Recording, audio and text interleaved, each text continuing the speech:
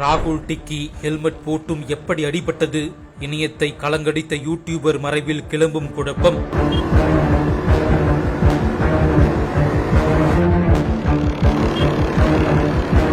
போலீசார் ஹெல்மெட் போடவில்லை என்கின்றனர். ராகுல் டிக்கி தம்பியோ தலையில் ஹெல்மெட்டோடு இருந்தார் என்று சொல்கிறார். நேற்று நைட்டு ஒரு விபத்துல போய் மாட்டி அந்த இடத்துலயே அவன் உயிர் போயிருச்சு. திரும்பி வருவானா, திரும்பி தூக்கம் வருமா அப்படின்றதெல்லாம் கூட தெரியல. ஈரோடு மாவட்டம் கருங்கல்பாளையம் பகுதியைச் சேர்ந்தவர் ராகுல். டான்ஸ் மாஸ்டரான இவர் ராகுல் டிக்கி என்ற யூடியூப் சேனலை நடத்தி வருகிறார். இவருக்கும் கவுந்தபாடி நேரு நகரைச் சேர்ந்த வேலுமணி என்பவரது மகள் தேவிஸ்ரீ என்பவருக்கும் கடந்த 1.5 ஆண்டுகளுக்கு முன்பு திருமணம் நடந்துள்ளது. இந்த நிலையில் நேற்று முன்தினம் இரவு ராகுல் டிக்கி தனது மாமியார் வீட்டிற்கு தனது விலையுயர்ந்த பைக்கில் கவுந்தபாடிக்கு தனது மனைவியை அழைத்து வர சென்றுள்ளார்.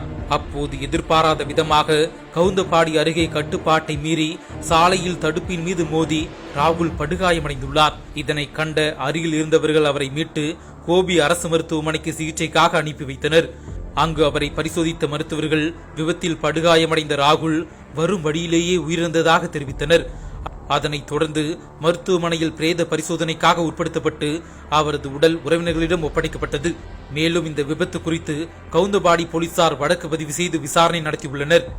விசாரணையில் ராகுல் டிக்கி ஹெல்மெட் போடாததாலேயே உயிரிழந்ததாக கவுந்தபாடி போலீசார் தெரிவித்துள்ளனர். ஆனால் ராகுல் டிக்கியின் தம்பி அவர் ஹெல்மெட் போட்டிருந்தார் என்றும் ஹெல்மெட்டை தலையிலிருந்து எடுத்தோம் என்றும் கூறுகிறார். இதனால் ராகுல் டிக்கி எப்படி இருந்தார் என்ற குழப்பம் கிளம்பி உள்ளது. பலரையும் சிரிக்க வச்சு பார்த்த ராகுல் டிக்கி மறைவால் அவரது ரசிகர்கள் பெரும் சோகத்தில் மூழ்கியுள்ளனர். தயவு செய்து வாகனங்கள் ஓட்டும் அனைவரும் பாதுகாப்பாக ஓட்டுங்கள். சாலை விதிமுறைகளை பின்பற்றுங்கள். சாலையில் வேகமாக செல்லாதீர்கள். இது போல் பலரின் உயிர் விபத்துகளில் இன்றும் பறிப்போய் கொண்டிருக்கிறது.